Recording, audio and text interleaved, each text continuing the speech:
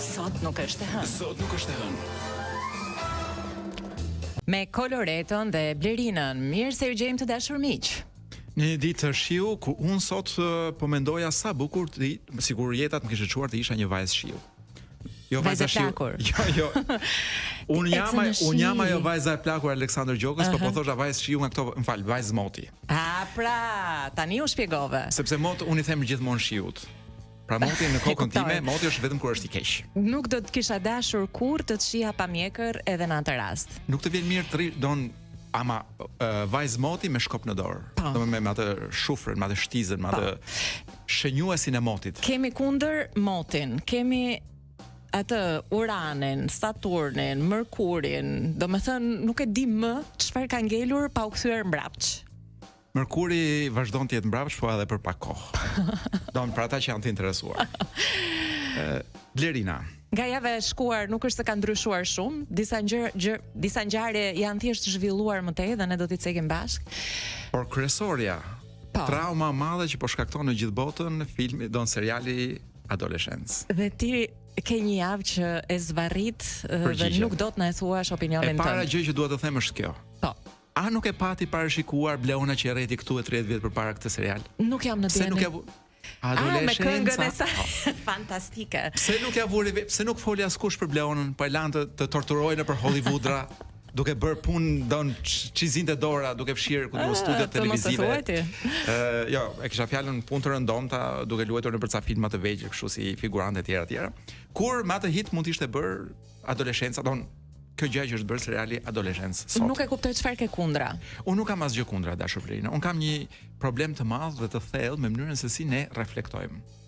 Kuptova që të gjithë janë të shqetësuar për çfarë po i bëjnë rrjetet sociale adoleshentëve të sotëm.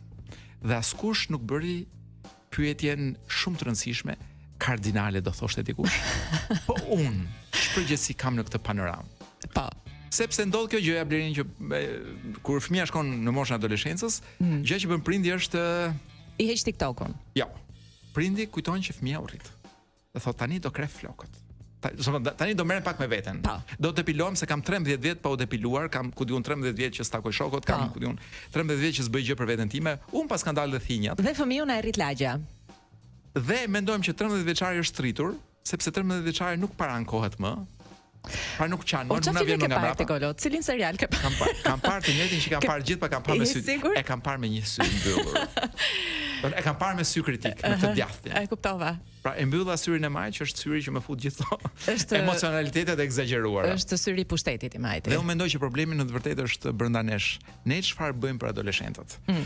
Kurse ajo që kuptuan shumë adoleshent nga ky serial ishte si të xhirohen bukur një ngjarje të egër me shokët e tyre apo jo.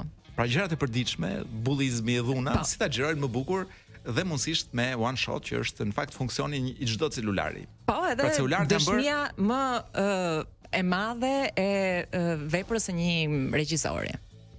Pikërisht. Po arritet të bësh një one shot.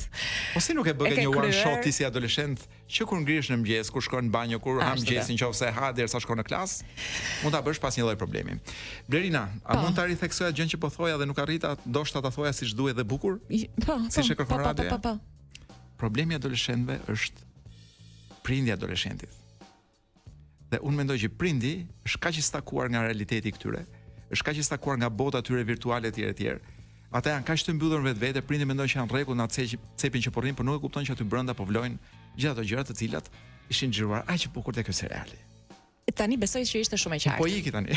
Hajde. Unë mbylla me këtë timen. Kush është ky Bonafide? Bonafide është një grup çunash, të cilët e kanë kaluar adoleshentë që në përpyje në për shpella. Shëndetshëm. Po, të cilëve një festival rocku ndoshta Amsterdami, nuk kujtohet mirë. Një festival rocku në Europë i kishte thënë, na shkruaj një këngë, ta kemi për hapjen e festivalit. Edhe ne ta kemi për hapjen e programit ton. Fiks kështu mendova dhe unë. Hajde pra. Bonafide. Ja ku jemi përsëri tani për të shfletuar disa nga lajmet. Ditarin, javorin, si quhet kur bëhet fjalë për disa ditresh në një ditar. Revistën javore. Pikërisht. Revista javore e javës që kaloi fillon me një lajm traumatik. Që sapo e lexova. Për një palestineze të vogël vogël raport me gjërat e mëdha të këtij vendi, të cilën prindrit o e kanë eliminuar o donin ta eliminonin në Shqipëri. prindrit donin ta vrisin në Shqipëri. Okej. Dhe po lexoj historinë e saj shumë traumatike, e martuar që e vogël nga prindër libanez të varfër, e abuzuar nga burri, pastaj e dërguar në Gjermani, e trafikuar në Gjermani, pastaj tentativa për të çuar prapë në Liban me Demek, por nga Shqipëria, ku donin ta vrisin në Shqipëri. S'kam arritur në fund historisë dhe nuk e di akoma nëse kanë vrarë apo jo. Por pyetja që më lidh mua pse në gjithë këtë bredharakllëk të kësaj familje donin ta vrisnin pikërisht në Shqipëri. Mbase duhet të arrish në fund. Jo në Greqi, kam arritur tek argument, dhe shpjegimi i argumentit pse në Shqipëri.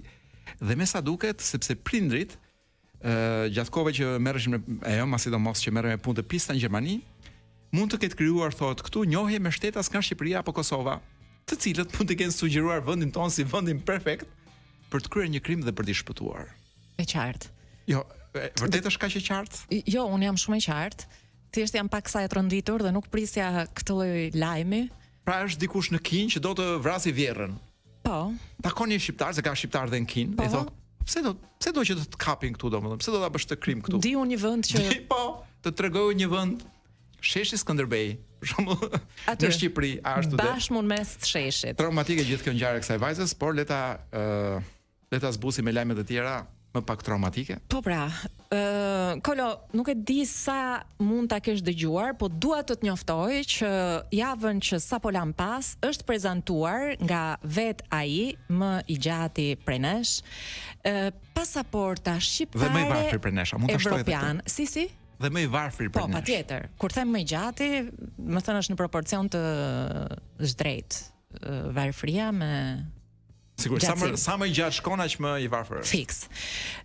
Pra na ka prezantuar si do duket pasaporta jon evropiane me një pamje 3D.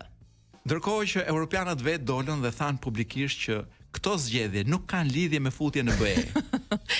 Dhe e sqaruan që pasaportat e BE-s i e BE-ja, nuk jep një kryeministër shqiptar cili do qoftë ai. Ore ç'puna prishnë të ndërrojnë fundi a fundit. Ore ky mos ka hapur ndonjë zyrë falsifikuese dhe po promovon biznesin e falsifikimit në Surrel. Dgjoj, votën time 3D do t'ja jap vetëm për atë pasaportën 3D.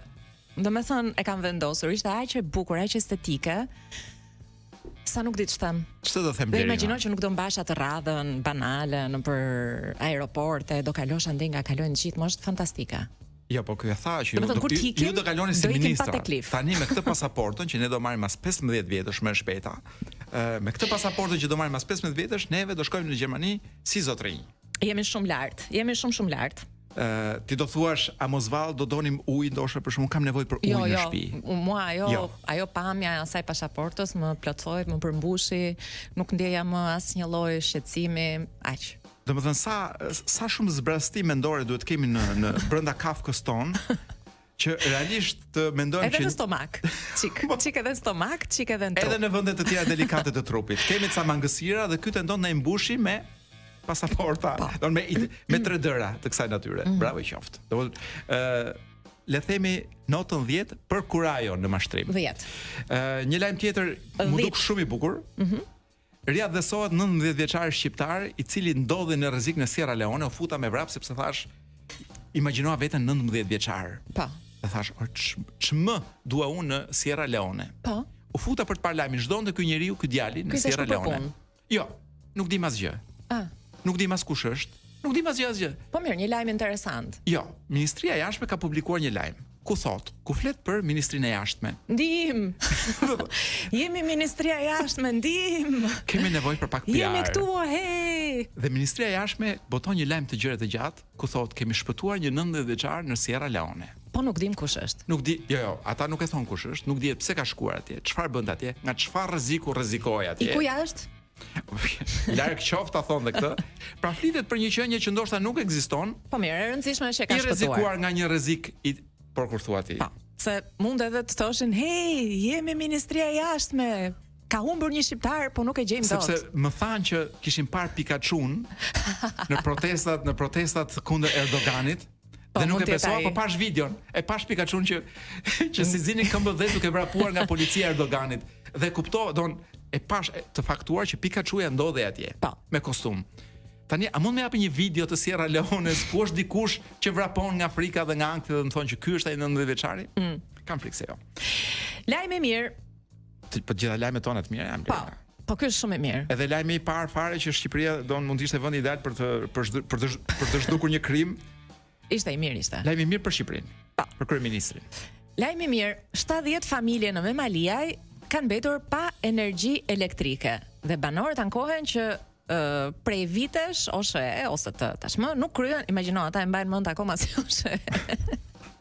Se nuk i ka ardhur sinjali akoma, s'kam parë, kam vite që nuk shohin televizor.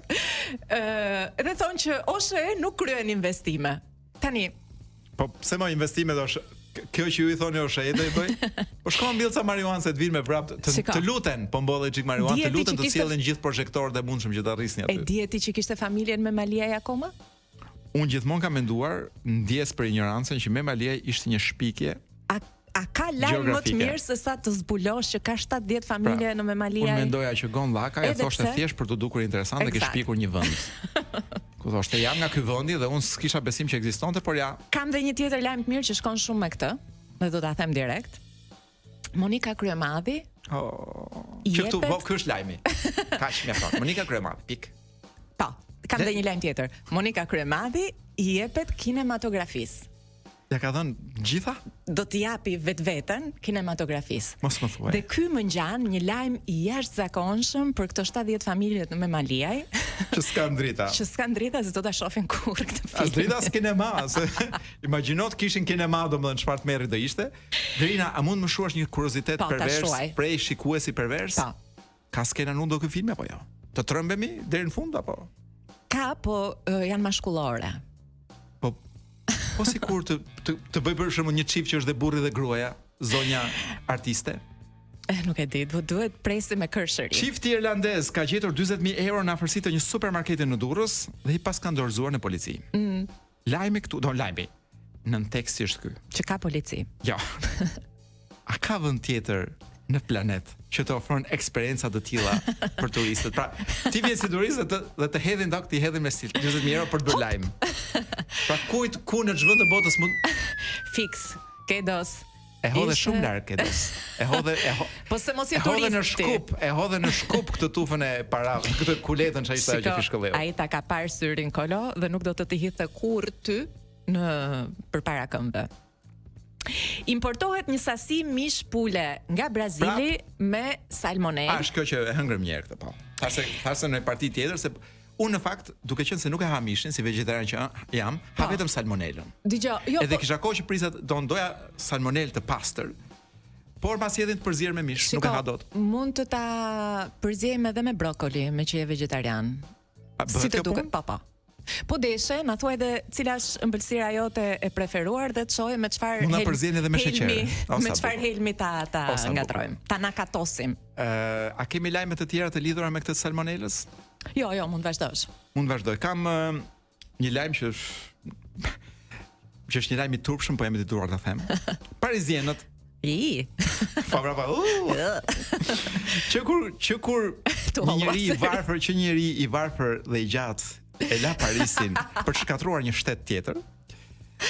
Ke parti që ka marrë hov jeta atje, qytetërimi, civilizimi, urbanistika shliruar nga se ç'ishte kështu një frymë e keq atje. Pas kanë votuar për të kthyer 500 rrugë në rrugë për këmbësorët, po pika që të bëri mund. Po bëjmë një kull aty. Po prishim ato shtëpiat e vjetra, ato teatro, ato gjëra. Ndiq mora të francezin atë. Dhe që Franca do më shumë shpejt Franca del nga BE-ja në momentin që merr vesh që po printohen pasaporta false në Surrel në sasi të madhe. Franca përgatit dalje nga BE-ja. Bashkë dhe ne në BE është Barsaleta shumë e vjetër. Po prandaj po i bëjnë ato rrugët që të enden më në fund në BE të ngelim ne dhe Sierra Leone. Si thua ikim? Po si do duash ti? Kemi kohë kedos që ikim? Apo do që të molloisim dhe në qik? Po, do ikim me këngën e radhës. Ta merrte mendja që do iknim me këngën e radhës? Unë se kisha besuar kurrë. Jo, po mund të ikim me trenin e fundit. Po, kështu titullohet edhe grupi.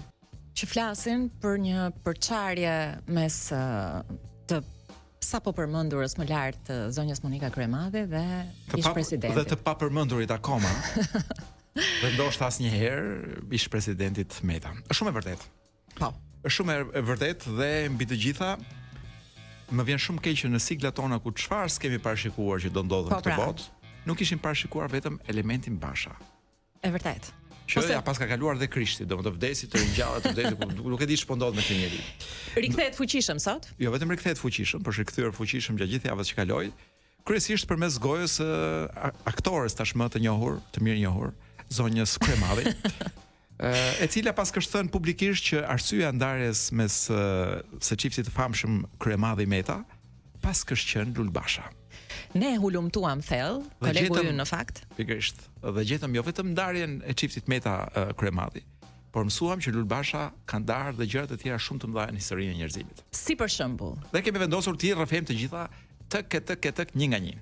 Shkaku i vërtet i ftohjes së Ramës dhe Tigrit në fakt ishte një tatuazh me inicialet LB, që ky i fundit bëri në kyçin e dorës. Ndryshe nga ç'mendoi, sikur çifti ishte ndarë sepse Tigri e kishte gërvishur kur gjendeshin të dy rastësisht lakuriq. Ndër të tjera thuhet që ishi i Melonit, pra burri i Melonit, ish burri i Melonit, i Giorgia Melonit, ai gazetari. Po. Përmendi ishte pra arsyeja pse u nda me kryeministrin italiane ishte sepse ai përmendi kodin Lul Bash në video skandalin që më pas çoi në ndarjen e tyre. Dhe thuhet që kodi Lul Bash është në fakt një kod sekret për një pozicion seksi. Mos është edhe kështu që t'japin skonto, po të shkosh në për dyqanet e sex shop. Mirë, pavarësisht teorive që qarkullojnë për ndarjen e Ferranjit dhe Fedes, shumë pak e din që në fakt arsyeja e vërtetë e ndarjes është kur zbuluan që Basha ishte blerësi më i madh i tortës Pandora. Bashkimi Sovjetik, për ata që e mbajnë mend, që ishte një nga, ku diun, një gjë disa herë më madhe se Rusia sotme, thuhet që u nda në momentin, pra filloi çarja e Bashkimit Sovjetik që në momentin që lindi Lul Basha, por gozhdën e fundit për ndarjen e Bashkimit Sovjetik, pra gozhda e fundit u ngul kur Gorbaçovi pa rastësisht një video regjistrim të festës sabetares ku merrte pjesë edhe Lul Basha i vogël. Legjendat, Kolo, me qenë se po shkojmë në retrospektiv, tregojnë se Zinedine Zidane humbi të ruan dhe goditi me kokë Materacin pasi ky e shau nga Basha. Dashnor Sula.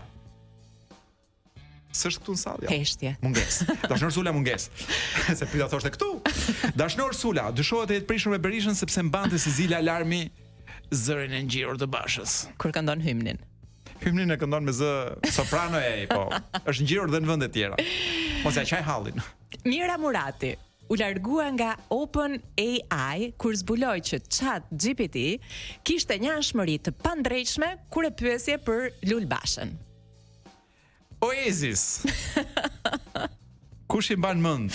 Këtu u shpërbën me sherr kur njëri vlla Liami kapi vllain tjetër Noelin duke autografuar Bashës një CD. Pastaj shpallën në bashkimin 2024 kur Noeli e bëri Hasha. Do ne bëri Basha Hashën. Hasha Basha. Jo, Basha bëri Basha Hashën. Lul Hashën. E kuptova. Lul hashtagu. Shikoj, edhe krisja e parë mes Eglit dhe Gjestit erdhi kur ky i fundit flinte pa djenin e vet në pozicionin e preferuar të Bashës. Ajo nuk e duronte dot më. Që është ai me kur njeriu rri përmbys me byth përpjet, ai është pozicion? Jo. Pak a shumë, po. Ashtu. E imagjinoja, është pozicioni më i mirë për të zëngjumi topçe. Ndërkohë që flitet që edhe Roger Federer shpalli ndarjen me Nike-un kur uniformat e fundit të tenisit e bënin atë të dukej si Basha. Po, dhe kur do të shkojmë edhe një herë pas në histori, në ndarjen e bujshme mes Princit Charles dhe Lady Dianës, arsyeja e vërtet ishte një letër e shkruar nga Basha asokohe adoleshent, i cili falenderonte princeshën për filantropinë e saj. Mbas kësaj nuk di ç'të them më për çështjen Basha. Pra mbasi sqaruam gjithë dëmet që ka sjell Basha përgjatë në historinë e kombeve. Lul Hasha në historinë e kombeve. Jemi gati për një moment çplodhje.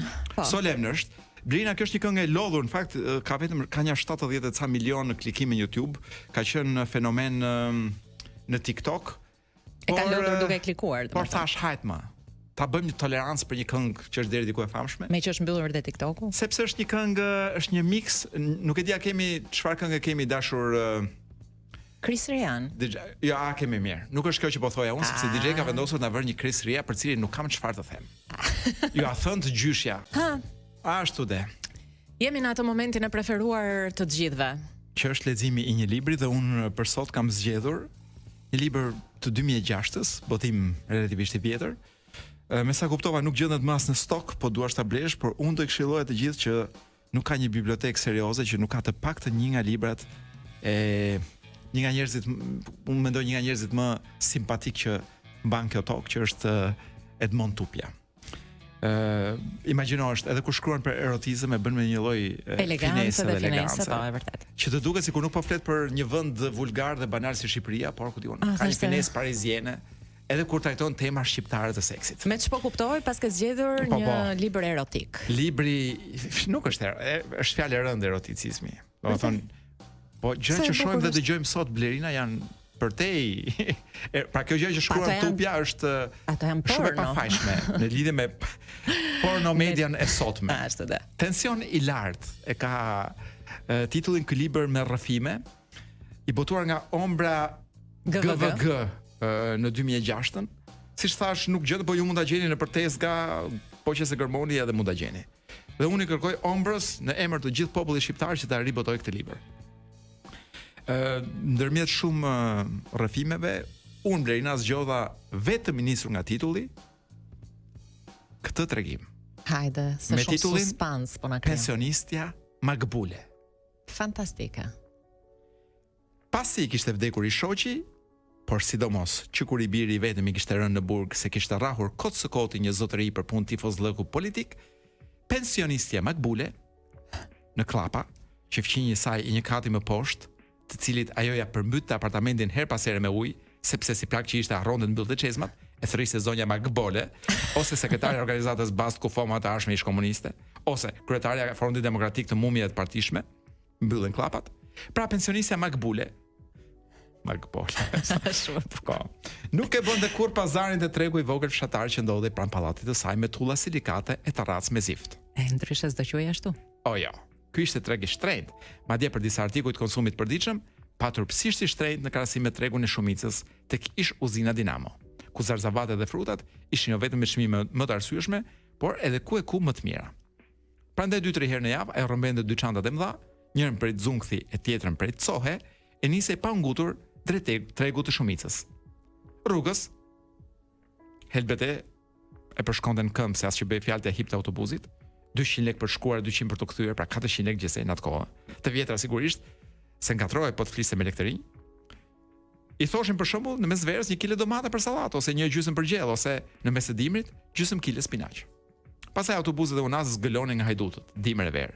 Sigurisht që lodhej se i duheshin gati 3 çerkore për të mbërritur atje dhe po aq për të kthyer në shtëpi. Por si grua e zgjuar që ishte, për të shlodhur sadopak ndalonte aty këtu, kulloste syt, pa futur dorën në xhep, ta pret mendja. Shihte ashtu kon ndonjë malltët në tezgat buzrrugës, futej tek farmacia ngjitur me stacionin e trenit, ku punonte vajza një kushërie të dytë nga jati ndjes past, bënte disa minuta muhabet me të, pastaj dilte për të hyrë tek byrektoria ngjitur, sa për të pirë një gotë me ujë. Se byrek nuk i haj, nga që sapo kishte pirë kafen. Pastaj ku hahen atë byrek të shpikur me gjithë atë lyrë.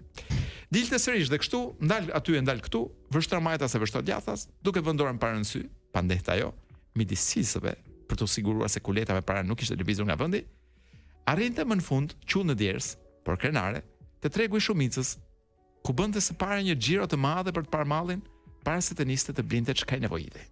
Një koqire. Kthimi domosdoj ishte shumë më i lodhshëm se dy çantat ishin plotë për plot para ma, me të hyrë në apartamentin e saj në katin e 5. Ato të mallkuara shkallë që merrin frymën se ishte jo vetëm e ngarkuar, por edhe e bëshme nga natyra. Shkënaqësi që ndjente kur pasi pinte një gotë ujë e ulej, a më saktë plandosin divanin e kuzhinës, niste bënte llogarit për të parë sa lek më shumë do të kishte shpenzuar, po ti kishte bler të njëjtat fruta zarzavate të tregu i shtrenjtë fare pranë pallatit të saj me tulla silikate me terrac me zift. Në Klapa, që verës e përvilonte, ndërsa dimrit i fuste brenda ujin e shiut. Sa krenare ndihej, si një koqire e vërtet që ishte kur i qellonte të vrente se kishte fituar, fjala vjen, 1000 lekë, të vjetra sigurisht se ngatroi po të fliste me elektrinj. Edhe sot, fund korriku 2005, në kulmin e vapës. Po çfarë ti bësh? Goja do të haj askush nuk mund të psonis për të, se shoqi ka vdekur dhe të birën e kanë në burg për disa vjet. Pastaj ku e din të tjerë, cilët do qofshin ata, ti bëjnë pazaret më lirë, më mirë, më pastër se ajo. Vetëm më shpejt. Po, mund t'i bëjnë. Po kush ngutet për mutet, siç thoshte i shoqin dies past. Mbyllen klapat. Pensionista pra, edhe sot në kulmin e vapës, pensionistja Makbule është gati për të dalë që të bëj pazaret e tregu i shumicës pranë ish uzinës Dinamo. Por, para se të dalë tek Unaza, ajo vendos të hidhet e të shoh edhe një herë çmimet e tregut të vogël të shtrenjtë pranë pallatit të saj. Ja te zgjat me radhë nga njëra anë, kurse nga ana tjetër fshatarët e ardhur herët me mikrobus nga Ndroqi, Tapisa. E ku ta di ajo se nga fshat tjetër për të shitur domate, fiq, kajsi, qumër, gjalp e gjis. Shtret, shumë shtret, s'më gënjej dot mua, mendon pensionista Makbule, duke buzëqeshur triumfalisht me vete. Patallxhanët nuk e duken të freskët, as kastravecët, as karrotat, as kungujt, me gjithë ujin që u hedhin përsipër fshatarët her pas here. I prek me dorë, pastaj i kapi, i mbërthen mirë, i shtrëngon fort. A thua se do të nxjerr lëngun e sërdëngun. Të gjithë janë gjysmë të butë, si të shkrehur nga nxehtët që ndihet qysh në mëngjes. Tani po kuptoj ku do të dalë me eroticizmin tupja. Të shkrehur nga të nxehtit, pika. Dhe vetveti u pensionistës Makbule vjen keq, që nuk ka mundësi ti bën patallxhanet, kastravecët, karrotat e kungujt të forcohen sërish, të tendosen si se që kujtuar rinia saj, kur ishte nuse e re. Por dhe më pas ju kujtua pra, i shoqi me atë gjën e tij ngjyrë patallxhani kur i forcoi ngrefej dhe ai hidhej sipër dhe ajo bënte sikur nuk donte fillimisht. Pastaj siç i hipte një turbullir nga baqthit e gjoksi nga gjoksi në kokë, dhe ajo dorëzoi e tëra duke u dridhur e përpëlitur si peshku në shtrat, domethënë në zall. Dhe fërgëllonte e tëra, e ai rëndonte aq bukur mbi shtat. Ajo hapte shalët sigurisht jo më një herë se kush e di se ç'mund mendonte ai, por hapte megjithatë. E gjëja vetë boj trëndafili i fryej lëngshtoi, dhe ai përshpëriste hajdari do guguçën, hajdari do guguçën. Hajdari po. Po prit më të marr frym. Hajdar, pra burri i Makbulës i përshpëriste, kujton kjo, për ata që sapo janë kyçur në dëgjim. Dhe ai përshpëriste hajdari do guguçën, hajdari do guguçën, hajdari do guguçën. Po mbaron po vdes po ngord për të po qan me syrin e vetëm dhe vazhdonte të japte shalët tashmë ndezur për brenda për jashtë, ndërsa ai i lëpinte majtë e gjimve rreth rrotull, gjithaj në tekst. Pastaj ja thithë ëmbël e më ëmbël, shpejt e më shpejt, egër e më egër, dhe ajo hapte më tepër gati shtyente i çaplende shalët e kolme dhe më në fund. Se thot dot. Jo. Ka pak pauzë, suspense. Kujdes nona se mas gërlaqja pat lixhonin. I thret shitsi dhe ajo vjen në vete, e ka turp për ato vegimet çastit që e kishin pushtuar, e që i përzë fët me një tundje të lehtë koke. Shumë shtrenjti paska ja kthen. 400 lekë kile sa las fresta. Pastaj bën me tuti, ja domate të kuqe trombullakta të bukura, por të qullta që është e vërteta të bukura, të qullta e kishte edhe i shoja. Ikim thot DJ Ketosi, po e lam tek domatet.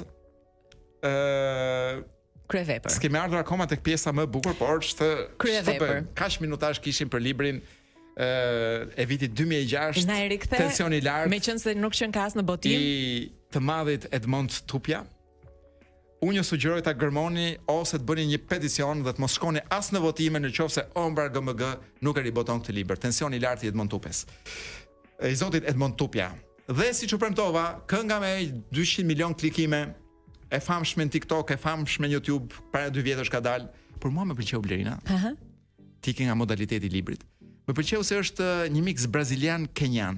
Kemi qenë me një Vasco Rossi që po mundohet na qetësonte të gjithëve, domethënë, duke na thënë mos u shqetësoni, qet. Po pra. Është okay. Kam menduar gjithmonë që Vasco duhet dëgjohet bukur në makinë. Por nuk qelloj kurrë që edhe të luaj një Vasco, po edhe të jem në makinë duke dëgjuar atë. Edhe duke folur në radio. Sepse nuk e kam të mundur të ndaj ndyrë siç i ndante gjërat e njeriu që folëm në orën e kaluar. Pra njeriu i ndarjeve të mëdha. Blerina. Ke një buqet me thagma. Thagma nga këto. Domethënë, nga këto të vendit. E ke marrë vesh që është tentuar 2 fish çmimi i vezëve? Ja, mas ka mundsi. Pra do fillojmë të kursejmë. Një ditë ham të verdhën, një ditë ham të bardhën, ditën e tretë lëvoshkat. Një ditë pushim, pastaj fillojmë me vezën e dytë. Sepse ndryshe nuk e di se si mund t'ja dalim me këto vezë. Ore, po ne kemi rrogën 900 euro. Ajo pula sikur është pul kolumbiane, sikur është eskort nga Ekuadori, nuk e di. Skandali. Eskortat nga Ekuadori. Skandali, ç'të them. do të rikthesha temës së famshme të pulave me salmonel. Po thjesht për ta trajtuar në aspektin lingvistik, që ndoshta kotoletën duhet ta trajtojmë me një emër të ri. Për shembull, kotolmonel. Ose si mund të jetë një kotolet pule e bërë, domethënë kur pula ka dhe salmonel, pra është gatim, pra ti ble 1 dhe merr 2. Ti thua meqense nuk e zgjidhim dot, të paktën të japim një emër. Atë po them. Që të dim, pra thjesht të jemi në sintoni me njëri tjetrin. Turistët e huaj kanë shpenzuar mesatarisht 427 euro për person gjatë 2024-s. Jo më jo, total mi. Ue? Po, ashtu këtë bëra dhe unë. Dhe thash, dua të di dhe unë, ku i blejnë gjërat kaq lirë, se dua të jetoj dhe unë aty, ku shkojnë turistët. Dua të jem turist, ku janë dhe këta. Pastaj gjithmonë një lajm që është shumë cinik në raport me pasaportat që shpërndan kryeministri. Gjatë 2024-s 900 shtetas shqiptar kanë hequr dorë nga pasaporta evropiane. Se po presin atë 3D. Nga kjo jona. Jo më të shkretët, nuk dinin gjë, se kjo 3D-ja këti ka dalë tani, domethënë. Ose të blenja të printera, po bëj edhe unë për lagjen time mbuloj vetë. Mirë dëgjoj, po mirë që e lan, po çfarë zon? Lan këtë shqiptaren edhe? Ku di unë jetoj në mes detit, derisa ti nxjerrë deti diku. Unë pyetja ime është kjo, nuk e di a kemi ndonjë ekspert këtu në radio që të na përgjigje. Kemi Salsano, po Salsano nuk na dëgjon tani. E kam idenë që s'na dëgjon asnjëherë. Është xheloz. Jo, më jo, thjesht nuk na dëgjon se ka një punë të hënave në këtë orë. Po thoya Blerina, si bëhet që unë të jetoj në Shqipëri, po të bëj dhe unë të njëjtën gjë, domethënë me pasaportën, ta braktis. Të divorcohem. Ti them të kam parë që flet me Lul Bashën. S'kemi më punë bashk. Shkurtohet koha pajisjes me kartë për qytetarët. Ky është një lajm shumë i mirë. Po kjo është thjesht për efekt të zgjedhjesh, besoj. Jo, më duk një lajm shumë, po sigurisht që është për efekt zgjedhjesh, po më duk një lajm i mirë sepse arritëm ta çojmë dhe prodhimin e kartës në aq disa zgjat çudia më e madhe. Pra, pas kanë për Kastile. Më duk një koincidencë shumë e bukur. Që ta mbash mend kollaj. Dhe për ta mbyllur me këto buqete lajmeve të zeza, moti i keq. Shumë i keq. Moti i strec. Ka dëmtuar 160 hektar parcela të kultivuara me pjeshk në Lushnjë. Plus ka dëmtuar edhe ca goca të Instagramit në Dërmi. Do ngel kemi that këtë verë, domethënë. Sa herë duhet ta themi rregullin numër 1 të pjeshkave? Mos rri jashtë në breshër. Nuk marrin vesh. Nuk marr, na. Koka. Kaç kishim Blerina për tufën e lajmeve të zeza? Mirë, them ta shplajm me një këngë. Do ta shplajm. Kjo është Patti Smith. Kam kuptuar që nuk e luan njëri në radio, thash. Për inat të gjithë botës, ha ta luajmë neve. Me që kërcen këmbës bathur. Ne na fal njërë. Kolo, nuk jam ndjerë kur më krenare se pak më parë, teksa po lexoje një fragment nga tregimi profesor Tupes dhe përmende fjalën baqthi. Dhe unë e kuptova me njëherë, sepse kemi lexuar nën B. Nën B dhe kemi dërsitur për disa muaj tek ajo B-ja, mes të tyre edhe për baqthi. Dhe ja ku jemi ke daqthi. Jemi ke D-ja dalldis, është fjala e parë e kësaj mbrëmje. E di që më pëlqen shumë edhe kjo si fjalë. Është një fjalë më të bukur e shqipes. Ka një lloj melodie që e jep menjëherë kuptimin e aksionit. Që është një gjendje shpirtërore e turbullt e një njeriu që është pushtuar nga një ndjenjë tronditse, ose që është dhënë pas dikuje pas diçkaje në mënyrë të papërmbajtur, saqë harron gjithçka rreth vetes. Turbullimi brendshëm, shastisje. Ra në dalldi. Është në dalldi. E bukur shumë. I dalldisur, kur dikush bie në dalldi, pra dalldisi në ëndra, dalldisi fare nga ato fjalë, dalldisi nga të mirat. Kur jepet, pra dalldis edhe kur jepem aq shumë pas dikujt apo pas diçka sa që harroj gjithçka rreth vetes. Për shembull, dalldisi pas punës, dalldisi pas plumbave, dalldisi pas fëmijëve, pas të shoqes ore. Dalldisi, po do ta them. Aha, më se po pres. Dalldisi pas melonit. Kuptimi i tretë i dalldisur është kur hidhet përpjet me vrull, fryhet shumë. Po pse më duket sikur jam akoma ke libri Tupes. Sa do ta thoj? Rritet me vrull i fuqishëm, përbimet kjo. Shpërthen. Për patlıxhanin pra. Dalldisi flaka përpjell, më fal. Dalldisi rrushi në kade. Të mori lloja përpara. Misri ka dalldisur si vjet. I dalldisi plaga. Do një këtë rast është mjekësore, ju ma his shumë plaga. Plaga, jo plaka. Plaga. Më mbushet mendja, pra kuptimi i katërt, dhe marr guximin për të bërë diçka, vendos me guxim, kuturis. Më në fund dallëdisi. Dallëdisi dhe e zuri. Fjalori nuk e shpjegon se çfarë zuri. Por me qenë se jemi në atë magjinë e tupes, unë mund ta imagjinoj dot që zuri një me çmim të mirë në tuf kastravecash. Kemi dallëdisem. Dallëdisem në mendime, është dallëdisur pas saj. Gruri është dallëdis, pra dhe gruri u dallëdiska. Dallëdisje, veprim dhe gjendje sipas kuptimeve të folëve dallëdisem. Po, që e lexuam. Dallëdisur mbi emër këtë radhë që ka rënë dalldi pra. Që merr guximin më një herë vendos për diçka që kuturisti bën një punë, një veprim i jashtëzakonshëm, i kuturisur, njëri i dallëdisur. Ikim nga dallëdisja. Ikim. Zonja dallëndyshe. Oh, dallëndyshe ktheu ndryshe. Ç'është dallëndyshe? Moj Blerina. E thoshte një shoku im. Si kishte emrin, ose kishte gjë emrin e Edmond? Jo.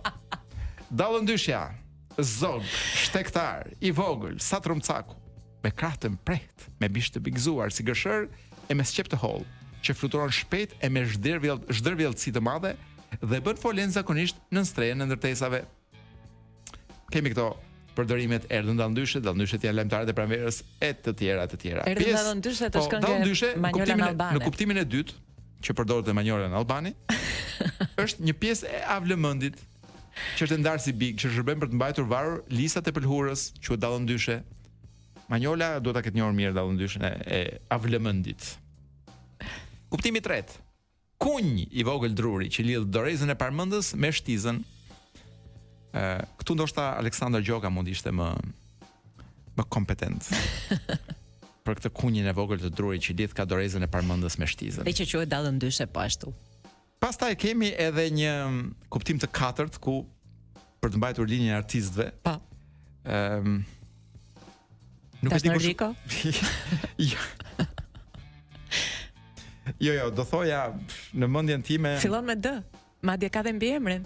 DD. Jemi te D-ja. Nuk kemi këtë dashnor Diko. Nuk kemi këtë dashnor Diko, jemi tek kalorësia. Pra duhet të jetë një kalorës i cili njeh pjesën e butë të thundrës së kalit, e cila quhet dallëndyshe.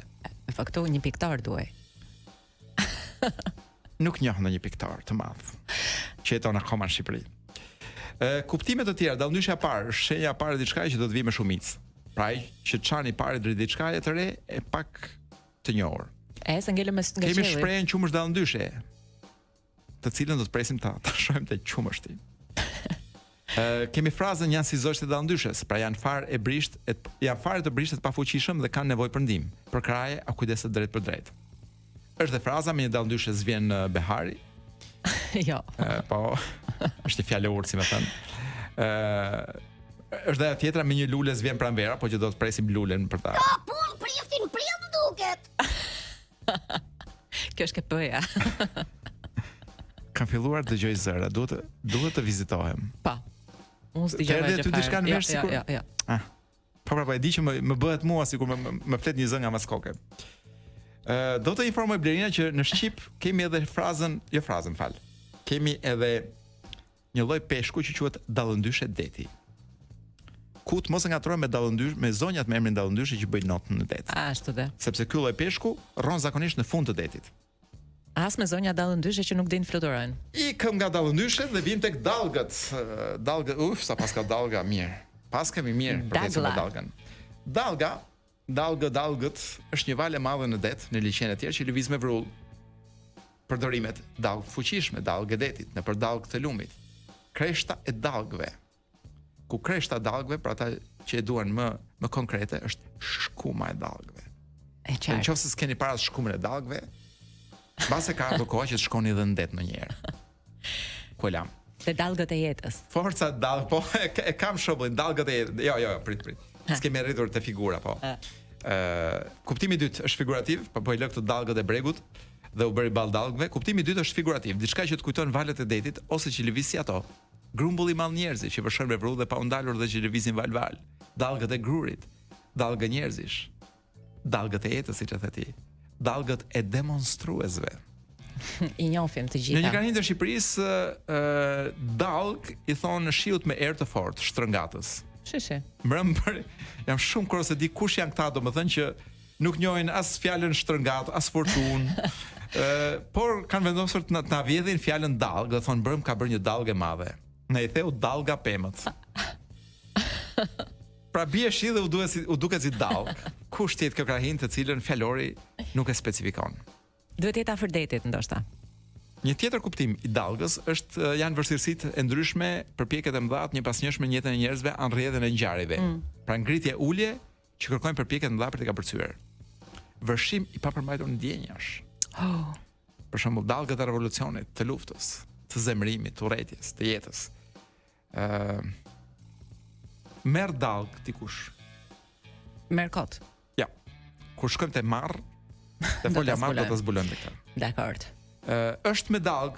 Këtë e përdorim kur dikush është i zymë dhe të rinat, i ka hipur inati, pas kanë kapur dallgë dikë, pra që ka zemruar shumë që ka të rinat, po shfryn e turfullon nga inati. Kemi të ndaj foljen dallgë, madje po duash ta teprosh. Siç e do koha sot, ta thuash dallgë, ta bësh me 3 dallgë, po. Pra është diçka në formë dallgësh, duke lëvizur si dallgë, val. Pra, gruri përkundej dallgë, turmafroi dallgë. Armiku sulmonte dallgë. Mendon që mitingu i kryeministrit ku u zbraz dallgë. Diçka sikur po përmbytemi ca. Po ti kisha mbaruar këtë dallgë se kemi gjë ato. Kemi dallgë shumë që është poetike, pra që ka shumë dallgëthyese, kemi dallgë pritse, dallgëzim që është veprimi sipas foljeve dallgëzoj apo dallgëzohet. Dallgëzimi mund të jetë edhe për sendet, kur je sendet kështu si val. Po.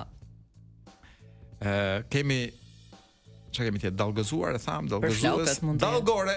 Ajo. Apo, dallgore është një shkëmb breg shkëmbor ku përplasen dallgët e detit, të liçenit e tjerë. U përplas në dallgore. Unë them ta lëm këtu. Shënoje. E shënova dallgoren. Vëri një shenjë. I vura një vizë. Nuk ka më kthim mbrapa. Kemi një Brian Ferry. Kjo është një këngë e vjetër e kënduar nga një burr i vjetër, por si më Po jemi Kolo përsëri, mund të t'jap një lajm të lezetshëm, meqense ishim me Xhiri D'Alession. Mezi po e pres, nuk e di si mund t'i kombinosh të dyja. Me Napolin mund ta kombinoj. Lexova diçka shumë interesante që megjithse është një operacion i pastër PR-i dhe marketingu, prap ka diçka shumë bukur në vetvete sepse bëhet fjalë për një librari e cila quhet Luce dhe është hapur pikërisht në qytetin e Napolit. Dhe është libraria e parë e cila funksionon jo në bazë të titujve apo autorëve, por në bazë të gjendjes tënde emocionale. Pra ti ndjehesh ose ke dëshirë të lexosh një libër rreth ankthit apo dashurisë apo lumturisë. Pra kur hyn me nerva në librari të thon këtë lutem, ky është seksioni jot. Eksakt.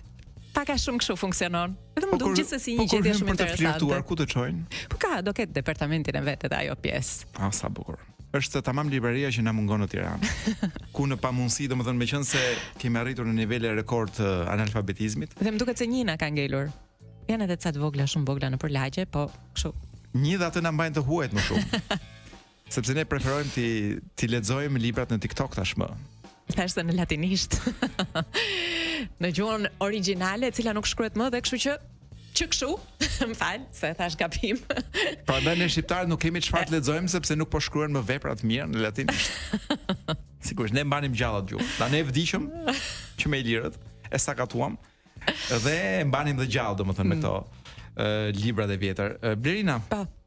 Atë të gëzom me një lajm, me një studim nga fusha e psikologjisë. Sa më pëlqejnë këto që hedhin lekët kot. Jo, ky është një studim i thelluar, shumë serioz, i bërë në 5 vende për të kapur 5 grupe, do thoja unë, të species njerëzore që janë të dallueshëm shumë nga njëri tjetri. Domethënë që nga Gaboni në Uzbekistan, në Angli, e ku di unë, pra kanë marrë 4-5 vende. Dhe kanë arritur të kuptojnë që gratë, pavarësisht se ku jetojnë, në majë të Kazakistanit apo në bisht të Gabonit, gratë që si fillon pëlqen. Dëgjojnë më mirë se burrat në gjitha moshat. O zot, po nuk kishte nevojë për asnjë shpenzim për të mbërritur në këtë konkluzion. Është një dhënë e natyrës. Domethënë edhe Zoti, pse si përfundim ja dha Evës atë detyrë. Se thirri Adamin hiç. O Adam. Tha kjo të kërkon ai. Nuk dëgjoj kush ai kush. Po kërkon shefi. Blerina studimi shumë serioze. Të lutem shumë. Blerimi thash. Studiona o studiona. Ky blerim është shumë serioz. Dhe gratë që deri dje I mbanin për thashet e mexhie, nuk është faji tyre që u vinin gjërat në vesh pa dashur. Se ne unë kujtoja që zonja vjetër që tashmë jeton më poshtë shtëpisë na përgjonte. Jo, Blerina. Thjesht është hiper dëgjuese. Ajo mbase mbyllte veshët që mos dëgjonim se ç'bënim ne në shtëpi. Po I hynte prapë informacionin. Pra e kemi paragjykuar shumë atë grua dhe gjithë gratë e tjera. E kuptoj. Mirë, tani të paktën e dim. Madje edhe në zonat ku thuhet që për shkak për shembull në zonat urbane ku ka shumë zhurmë dhe dëmtohet dëgjimi.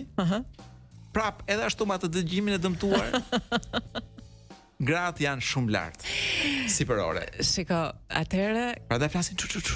Ato ndoshta duke bërtitur, ne na duhen si çuçurima. Kemi shpikur dhe fjalën çuçurim. Çuçurima se ekziston, janë britma po që I dëgjojnë vetëm gratë. Kam edhe të tjera. Jepi, studime. Po. Po kaq serioze. Jo, kjo ishte shumë serioze. Tani ky tjetri është edhe më serioz. Është më serioz. Është një studim në steroid. Ti di që pjesa më e madhe e njerëzve, ti e di, besoj imagjinoj që pjesa më e madhe e njerëzve nuk e kanë shumë qejf kur I marrin në përgojë. Jo. Nuk është një ndjesi e këndshme. Por është një grup burrash. Një klas burrash. që nuk dëgjojnë mirë nga veshët, ama llapi. Ti do thuash mos është klasa 61-shit ku ka mbaruar kryeministri, nuk e kanë për klasën si klasë si vit që kanë mbaruar shkollën. Por e kanë për klasën ku bën pjesë kryeministri, por janë këta grupat narcisist. Oh. Të cilët vdesin edhe për thashëthemet e këqija për ta. Dallgët e jetës na kanë përplasur te me këta. Si më thënë, po shqyqyr zotit nuk u thyem. Po, për treguar që kam qenë vëmendshme edhe në leksionin para këtij. Mbetëm të gjallë. Narcisistët janë vetëm grup njerëzor të cilët jo vetëm I pëlqejnë, por I dashurojnë dhe thashëthemet e zeza. Ata duan që të jenë gjithmonë në gojë të tjerëve. Nuk ka rëndësi më për mirë apo për keq. Duan që të tjerët I mbajnë në gojë. Të merren me ta. Thash se ishin ata që bënin thashëtheme. Jo. Ata duan të që bëjnë thashëtheme bëjnë sepse unë një që është I gjatë dhe I varfër, nuk dia ke parasysh për kë flas. Kam dëgjuar që ai pjesa më e madhe e punës së tij, për cilën nuk paguhet shumë, është që të marrin në përgojë gjithë botën. Dgjoj, po mbase në të njëjtën kohë e bën gjithë këtë përpjekje thjesht që ne ta përgojojmë dhe ne e bëjmë, me thënë të drejtën. Ai na ka bërë që dedikimi. Ai na ka bërë që ta shajnë. Që ta shajmë dhe ta shajnë në këtë formë, domethënë. E qartë. Sepse si narcisist që është, do vetëm që ta përmendim. Pikërisht. Mos përmendim njëri tjetër. Po ja pas kemi kënaqur egon. Deri diku se ja vjen Yoko Ono shqiptar, që është Lul Basha, ndarsi I rockstarve nga njëri tjetri dhe I aktorëve. Dhe të rreqë vëmendjen. Dhe ikim ne nuk flasim më për këtë narcizin. Nuk bëjmë thashë theme të zeza. Po imagjinova nudo me flok gjatë dhe pranë John Lennon. Dhe duke shkruar tekst të këngës. Imazh të tmerrshëm. Me atë mjekrën. Çfarë të themi Blerina? Ne flasim për Ulbashën kur duam që t'i bëjmë shefin kryeministrit në mënyrë të jo të drejtë për drejtë. Po kjo është hera fundi që flasim për këtë vit për Ulbashën, besoj unë. Edhe sepse jemi pothuajse në fund programit, kështu që jo, po jemi edhe në fund të vitit Lulbashës. Këtu sot mbaron viti Lulbashës. Që ka si viti ri kinez. Po, jo si viti majmunit kinez. Jemi në çerekorçën e fundit. Kur ne do të themi që edhe ChatGPT-ja e përzier me ilaçe gjumi? Po, të bën çeder. Nuk të fal. Nuk të fal fare. Shiko, në fakt doja të diskutoja pikërisht në mbyllje që të lëm edhe dëgjuesit me në një farë reflektimi rreth të lëm pa gjumë. Po. Ose duke pyetur ChatGPT-n. Kaq invalid mëndërisht jemi bërë kolo sa edhe një gjë që ne kemi të lindur me njerëzimin, që është instinkti seksual, tashmë me sa duket kemi harruar ose kemi çaktivizuar si instinkt, edhe pyesim ChatGPT-n si bëhet. Edhe është tendenca më e fundit. Janë miliona përdorues në gjithë botën që I drejtohen inteligjencës artificiale për të pyetur si ta në cilin pozicion duhet të ri, si ta shtoj. Mos vallë është ndjesia që nuk dim asgjë ose kemi bërë gabim. Po, do me thënë... Se mas e di ky më mirë, se ky çka ka bërë ChatGPT-ja? Mas i ka marrë vesh Atë po them. se si e kanë bërë seksin 100 milion njerëz. Sigurisht që neve duhet i duket vetë komplet mediocre. Po, dhe s'kemi as kohë që do me thënë ta përmirësojmë veten kaq shumë sa të kemi eksperiencë me të gjithë këta që ka pasur ky. Dhe meqense nuk kemi pasur mundësi të flasim me gjyshërit për këto tema delikate, ky është gjyshi jon. Po, i vërtet. Dgjoj, mbase thjesht ndiq trupin. Një nga pyetjet më të shpeshta që bëhet ChatGPT-s lidhe me seksin është domethënë, a quhet tradhti në qoftë se ndodh në metaverse, domethënë në qoftë se ndodh në këtë botën virtuale. Po nuk e kuptoj nëse pyetja është është tradhti ndaj cilës, ndaj gruas që ke në shtëpi apo ndaj gruas virtuale që ke në metaverse. Ndaj ChatGPT-s ndoshta. Kështu që është janë edhe një tjetër. Është një botë e re Blerina që Po, një tjetër pyetje. Po lind gërmallësh. Është a janë normale fantazitë mia? Do me thënë, po nëse të duken, pra, nuk do ishte fantazi, do ishte diçka e realizuar. Pra fakti që është fantazi do thotë që është diçka që nuk ke pasur mundësi ose ndoshta nuk do arrish dot kurrë që ta vësh në jetën praktik. Po na i thuaj një çik. Edhe mos u shqetëso. Jo. Pyete pak, do na i thot apo jo? Ta pyes ChatGPT, po duhet më thuash një fantazi që do të vërtet për ChatGPT, unë thash se nga që të pash po flisë me një nga kolegët e radios tu jashtë, atë nuk ta them dot. Okay. Kujtova se të po tankoja ai. Jo. Pyesim. Ti vendose që me delikatesë t'ia veshësh ChatGPT-s. Megjithatë, ka raste që teknologjia dhe të ndihmon për mirë. Ishte një rast që të ndihmon edhe për më mirë akoma. Do të më thuash rastin e zotrisë? Rasti i zotrisë, unë nuk e di mas seksit që përmendet ti, domethënë, mas pyetjeve seksit që përmendet ti, nuk e di a blen që të flasim për një mfal Koran, i cili ka shkruar një test të tërë. Korean, jo Koran, jo peshk, domethënë. Dallime të vogla, Blerina. Potato. Ky Korani ka shkruar një test të tërë masteri vetëm me sy. Pra vetëm me lëvizje sysh. Po, për arsye objektive. Sepse ishte i paralizuar. Dhe i ka lëvizur syt një 500.000 herë. Po besoj që ka pasur kohë mjaftueshëm për t'i pulitur dhe për t'i lëvizur syt 500.000 herë. Dhe mund ta kishte bërë edhe për 2 milion herë, 3 milion herë, sepse koha ka qenë në favorin e tij. Dhe ka marrë notën 10. Me tezën e vet. Me këto dy lajme të fundit të mira, shumë të mira, nga bota e teknologjisë dhe inteligjencës artificiale, unë mendoj që ne të dy, si dy qenie njerëzore, po, kuptoj që po pulit syt, se mezi po rri në këmbë. Po mundohem të mbyll mbylljen duke lëvizur syt. Pasi t'ia komunikoj publikut që unë dua të iki që këtej. Po. Ka ardhur momenti. Jo se dua, po duhet. Unë dhe Kolo ikim. Vjen edicioni i lajmeve dhe fill pas nesh dhe lajmeve keni Elona Duron me lajmet nga bota e mrekullueshme e Big Brother VIP Radio. Ajo ka çdo ditë të javës nga një çudi, nga një të ftuar shumë interesant. Jam kurioze kë do të ftoj sot, ose me kë do të flas, ose çfarë do të nxjerrë me atë grepin e saj. Si thua ikim? Unë propozoj që të ikim. Do ikim me Dire Straits nëpërmes një tuneli dashurie.